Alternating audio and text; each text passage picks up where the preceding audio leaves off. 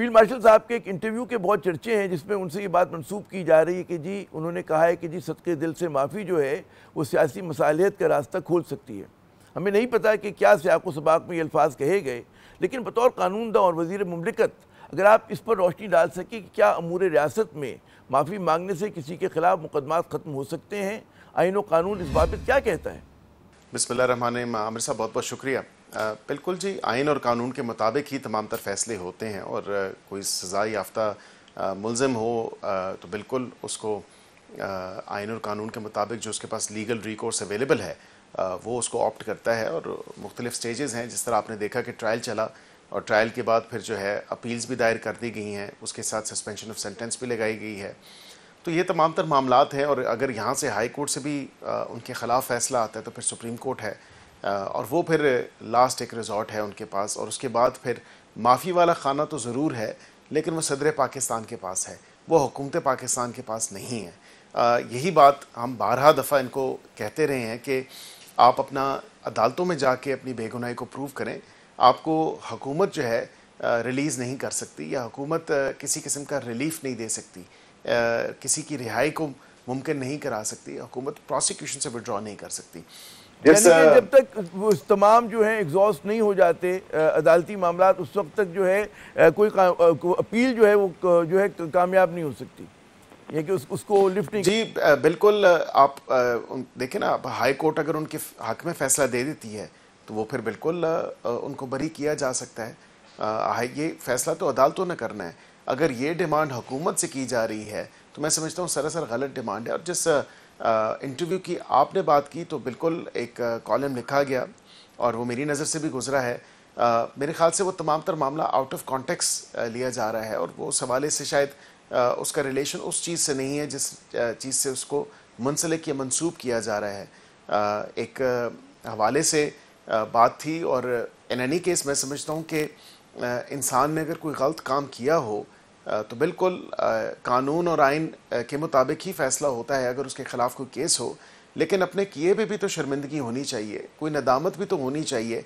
और यहाँ पे एटलीस्ट मैं समझता हूँ कि इस मामले के ऊपर जो कि 9 मई का अफसोसनाक वाक़या है, उसमें तो साफ नज़र आ रहा है कि प्लानिंग किसकी थी और कौन उसका मास्टरमाइंड था और किसने केयरफुली एग्जीक्यूट करवाया और क्यूरेट किया तमाम तर ये मामला। तो ये तो वाज़ेह तौर पर नज़र आ रहा है कि PTI के अपने ही लोग थे, PTI की अपनी ही लीडरशिप थी जो 9 मई के साथ मंसूब और मुंसलिक है और उससे डिनाई भी नहीं किया उन्होंने। तो ये तमाम तर मामला तो इसी तरह है कि एटलीस्ट जो लोगों की, जो हमारे शहरियों की दिल आज़ारी हुई है, जो मुहब्बे वतन पाकिस्तानियों की दिल आज़ारी हुई है, माफ़ी तो उस हवाले से है। आपने बड़ी अहम बात कही, आपने बड़ी अहम बात की। वो अहम बात ये है कि जो आसिम मुनीर साहब का, फील्ड मार्शल साहब का जो इंटरव्यू है या उनके बाद जुमले जो हैं वो सियाक़ो सबाक़ से अलग होकर जो है उनको कोट किया गया और ज़रा कि सेकंड पर्सन में दिया जा रहा है और बतौर कॉलम दिया जा रहा है, तो इसमें सवालिया निशान खड़े होते हैं। लेकिन आपको याद होगा कि वो कई सियासतदान भी कहते रहे आपकी पार्टी के भी, जी माफ़ी मांगे, वो माफ़ी मांगे, तो वो अगर उनकी न सज़ाएँ कम होंगी ना वो मुकदमात ख़त्म होंगे तो वो कहे कि माफ़ी मांगेंगे, वो कहेंगे जी चले हम जेल चले जाते हैं।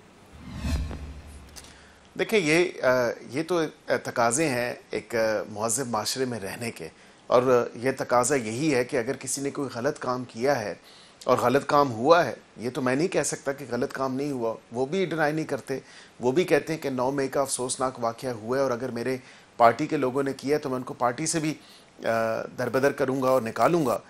इसी तरह CM KPK ने भी ये बात की, उन्होंने कहा कि ये बात तो दुरुस्त है कि हमारी पार्टी के लोग मुलव्विस थे उसमें। ये इंटरव्यू आपको उनका निकाल के चला लें और देख लें, उसमें उन्होंने कहा कि हमारी पार्टी के लोग नज़र भी आ रहे हैं और अगर हमारी पार्टी से हैं तो हमारी पार्टी से उनका कोई ताल्लुक़ नहीं है। ये बताएं कि यास्मीन राशिद साहिबा, दीगर लोग जो हैं जो नज़र आ रहे हैं, मुराद सईद साहब, क्या ये उनकी पार्टी के नहीं हैं? क्या ये इनका ताल्लुक़ PTI से नहीं है? तो मेरा कहने का मकसद ये है कि नदामत on your doing, some sort of remorse, some sort of apology to the nation, not to an individual, not to a politician, not to anybody in the armed forces, but to the general public, to the citizens of Pakistan, जिनकी दिल आज़ारी की गई है ऐसे मकामात पे जाके, शोदा की जो आपने मुजस्मों को मस्मार किया, जो उनकी आराम गाहों पे जाके आपने किया और जो नेशनल इंस्टीट्यूशंस के हवाले से जो वहाँ पे आपने जाके किया, तो कम से कम उस तोड़ फोड़ के ऊपर और लोगों का ज़ाती नुकसान हुआ है। आई एम वन एग्जाम्पल, मेरे अपने हल्के टेक्सला में फैमिली प्राइवेट प्रॉपर्टी, वो उसके शीशे तोड़े गए, उसको आग लगाने की कोशिश की गई, तो माफ़ी तो मेरे से भी बनती है इस तमाम तर मामले के ऊपर, और वो केस भी रजिस्टर्ड है। तो ये वाकई जो 9 मई के वाक़यात हुए, ज़ाहिर है कि एक वो कहते हैं ना कि बड़ा शेमफुल एपिसोड है पाकिस्तान की तारीख का। कभी ऐसा नहीं हुआ कि शोधा की यादगारों पे हमले हों, और मतलब है कि जो नेशनल इंस्टीट्यूशन है उसको अंडरमाइन करने की कोशिश की जाए। लेकिन साथ साथ तहरीक इंसाफ ये भी कहती है कि जी जिस तरह से मुकदमात चले हैं और जिस तरह से इंसाफ किया गया है, फैसले आए हैं, उसमें मतलब है तमाम पहलुओं का जो है ख्याल नहीं रखा गया, वीडियोस प्रेजेंट नहीं गई, एविडेंस जो है वो नहीं दिए गए। वो सवालिया निशान उठाते हैं कि जो भी प्रोसेस ऑफ लॉ था, ड्यू कोर्स था, वो चला नहीं उस तरह से।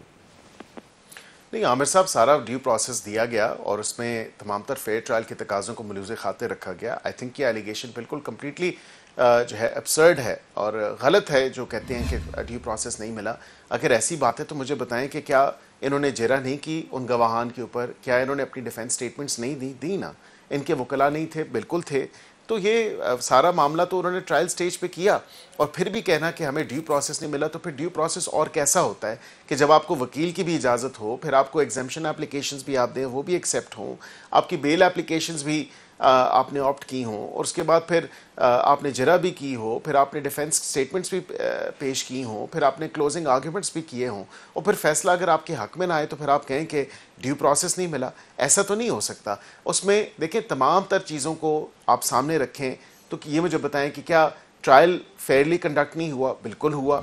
इनको अपॉर्चुनिटी नहीं मिली, एक नहीं कई मुतअद्दिद अपॉर्चुनिटीज़ मिली, और कई डेट्स पे तो ये खुद भी नहीं जाते थे, इनके वकील नहीं जाते थे, और फिर अब अपील्स भी इन्होंने फाइल कर दी। तो तमाम तर लीगल रिकोर्स अडॉप्ट करने के बावजूद, और उसके बाद अगर कहा जाए कि हमारे कॉन्स्टिट्यूशनल या फंडामेंटल राइट्स वायलेट हुए, तो फिर मैं समझता हूँ ये मुनासिब बात नहीं। सर, आप उससे बेहतर वाकिफ होंगे, जो लोअर कोर्ट फैसले देती हैं वो हाई कोर्ट में ज़ाहिर है कि उसको होल्ड नहीं कर पाती। हमारे यहाँ मतलब है 90% 95% मुकदमात में ये होता है। और ये तो खैर पॉलिटिकल वर्कर हैं, हमने देखा कि जो बड़ा हार्डकोर क्रिमिनल होता है, कत्ल के मुकदमात में मुलविस, इगवा बराए तावान के, वो छूट जाता है। तो ये तो हमारा एक बड़ा मसला तो है हमारी लोअर कोर्ट्स का कि जिस तरह से वो सजा देती हैं।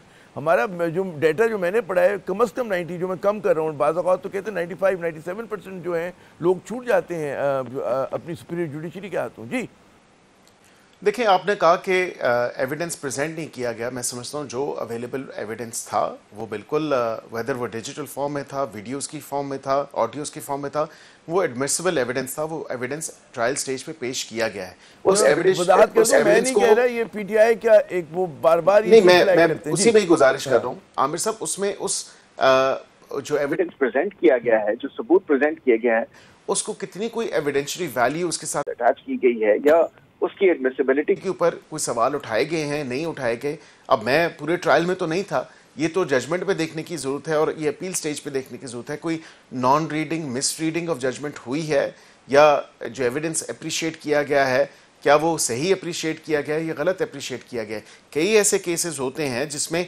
टेक्निकल लेकूनाज होते हैं, और वो टेक्निकलिटीज़ पे जाके फिर हायर फोरम्स पे या हाई कोर्ट के फोरम पे जाके या सुप्रीम कोर्ट के फोरम पे जाके टेक्निकलिटीज पे डिस्कस होती है। हमने भी वीडियो देखी, जैसे यास्मीन राशिद साहिबा का जो मामला है, अब वो तो हमने भी वीडियो देखी कि वो कारकुनों को कहनी कि वापस आओ, अंदर मत जाओ।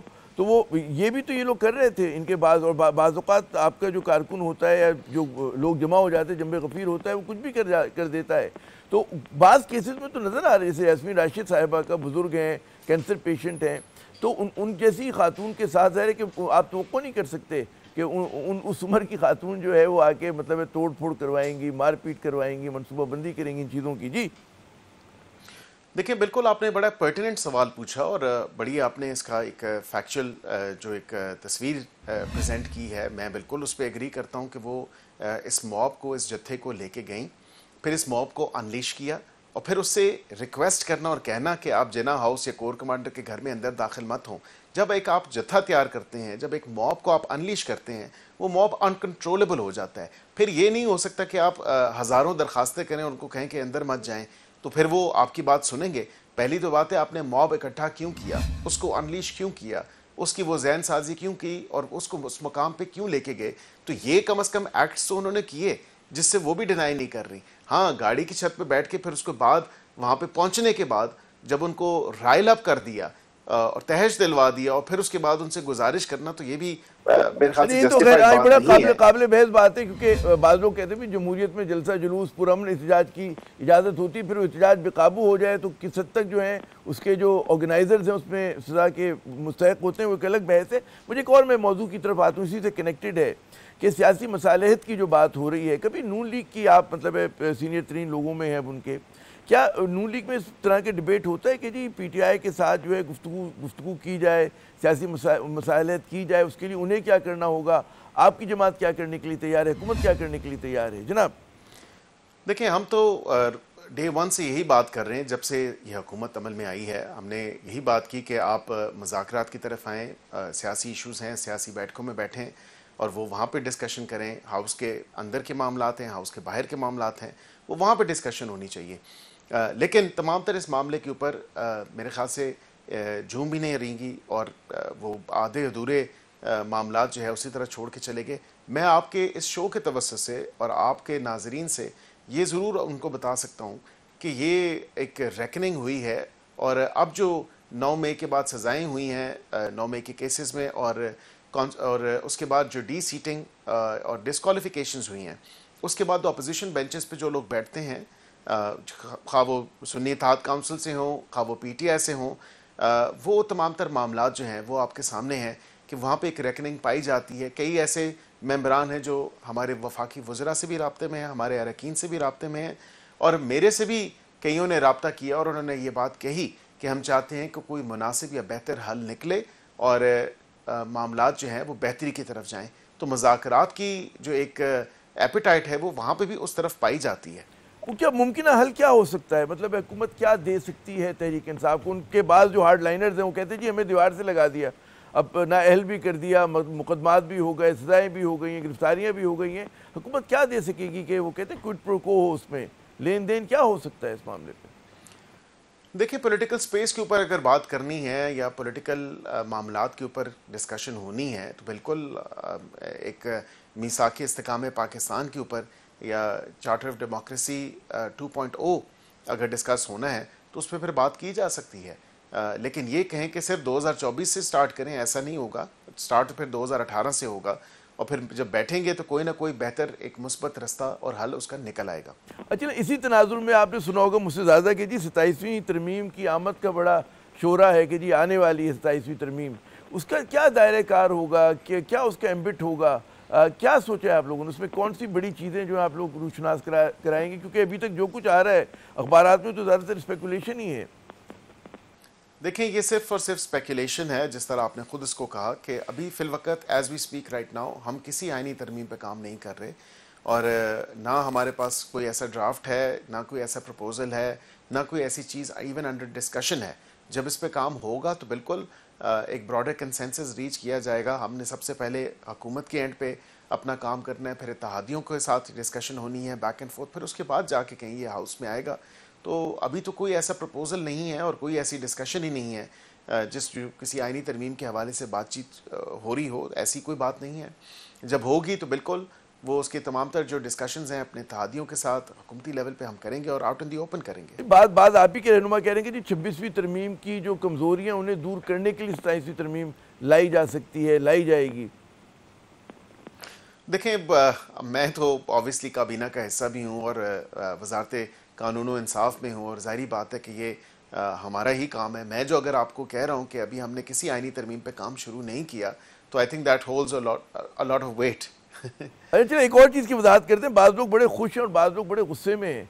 वो कह रहे हैं जी नए सूबे बनेंगे पाकिस्तान में, कोई 12 सूबों की बात कर रहा है, कोई 10 की बात कर रहा है, तो इसके बारे में भी कुछ रोशनी डालें, क्योंकि बाज़ लोग समझते हैं कि जी डिवॉल्व होना चाहिए चीज़ों को, मुल्कों से बड़े बड़े हमारे सूबे हैं, बड़ा अच्छा होगा पाकिस्तान में अगर ऐसा हो। कोई ऐसी तजवीज़ कहीं पे कोने खुदरे में हो रही है, बातचीत हो रही है कहीं पर इस किस्म की कोई? देखिए, मेरी नॉलेज में तो नहीं है। मैं ऐसे आपको कह दूं कि कोई सूबों के हवाले से या नए सूबों के हवाले से कोई ऐसी मामला मेरी सामने तो ये ऐसी बात नहीं है। और जो अगर होगा भी तो फिर इसके लिए काबीना का अप्रूवल चाहिए और आपको इसमें भी अमेंडमेंट लेके आनी है, कॉन्स्टिट्यूशनल अमेंडमेंट नए सूबों के हवाले से। तो तो ये तमाम तर मामलात हैं। अभी मेरे नॉलेज में तो नहीं है कोई नई सूबों की डिस्कशन। जनाब, तो ज़्यादातर जोर जो है पाकिस्तान में जो है वो क़यास-आराइयों पे। बहुत बहुत शुक्रिया अकील मलिक साहब, आपने अपना कीमती वक्त दिया। नाज़रीन, आपने अकील मलिक साहब की वज़ीर मुमलिकत बराए कानून की गुफ्तगू सुनी। बहुत सारी चीज़ों की वजाहत हो गई है।